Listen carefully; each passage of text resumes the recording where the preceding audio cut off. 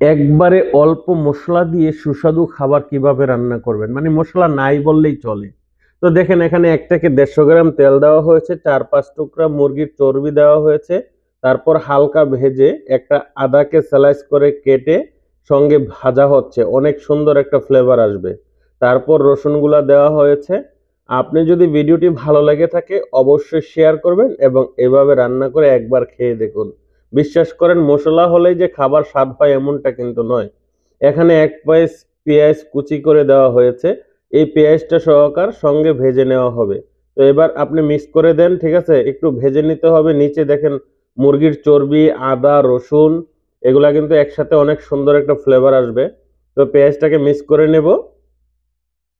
অবশ্যই এই খাবারটি আপনি বিশ্বাস করেন, আহ, এত রং বেরঙের খাবার আপনি এখন দেখলেই বুঝতে পারবেন।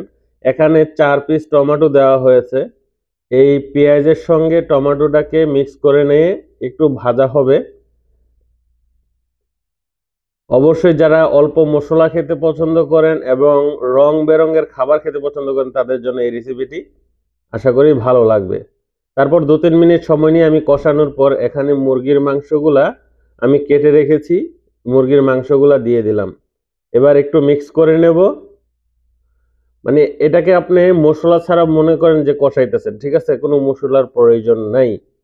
এবার এখানে শুধু কালো গোলমরিচের গুঁড়া ছাড়া আর কোনো মশলা যাবে না। এবার এখানে ফিশ সস দেওয়া হয়েছে, যদি আপনার কাছে ফিশ সস না থাকে তাহলে সমস্যা নাই। ফিশ সস কিন্তু লবণ জাতীয়, ঠিক আছে। তো আপনার কাছে যদি মাছের এই সসটা না থাকে সমস্যা নাই, তাতেও চলবে।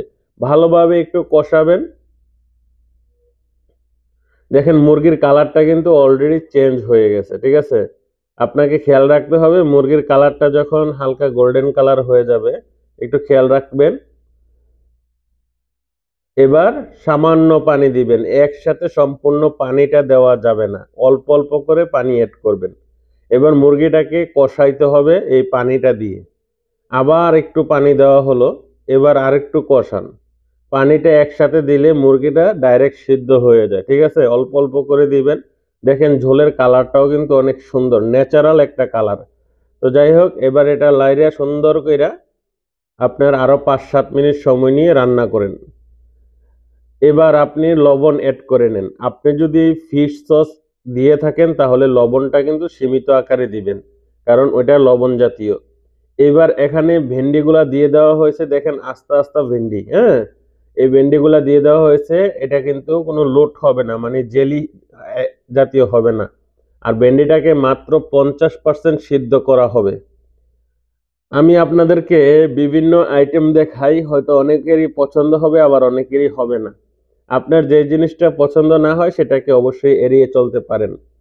এবার এই ভেন্ডিগুলা মিক্স করে আমি 4-5 মিনিট সময় স্লো আগুন মানে মিডিয়াম আগুনে রান্না করতেছি। এখানে দেখেন টমেটো আছে, মুরগি আছে, আদা আছে, তারপর ভেন্ডি আছে। এখন আমি এখানে আরেকটা সবজি অ্যাড করব, সেটা হলো পাতাকপি। এখন আমি পাতাকপিগুলা কেটে দিয়ে দিচ্ছি। অবশ্যই পাতাকপিগুলা কেটে পানিতে ভিজিয়ে রেখেছিলাম। যাই হোক, এখন উঠিয়ে সরাসরি দিয়ে দিলাম। এটাকে আমি এখন আর বেশিক্ষণ রান্না করব না, সর্বোচ্চ 2 থেকে 3 মিনিট মনে করেন আমি রান্না করব, ঠিক আছে।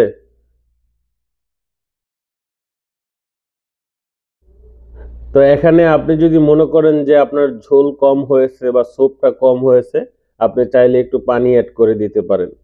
তো আমি এভাবে 3-4 মিনিটের মতন এটাকে রান্না করেছি, পাতাকপি সহকার রান্না হয়ে গেছে। কেমন লাগলো ভিডিওটি?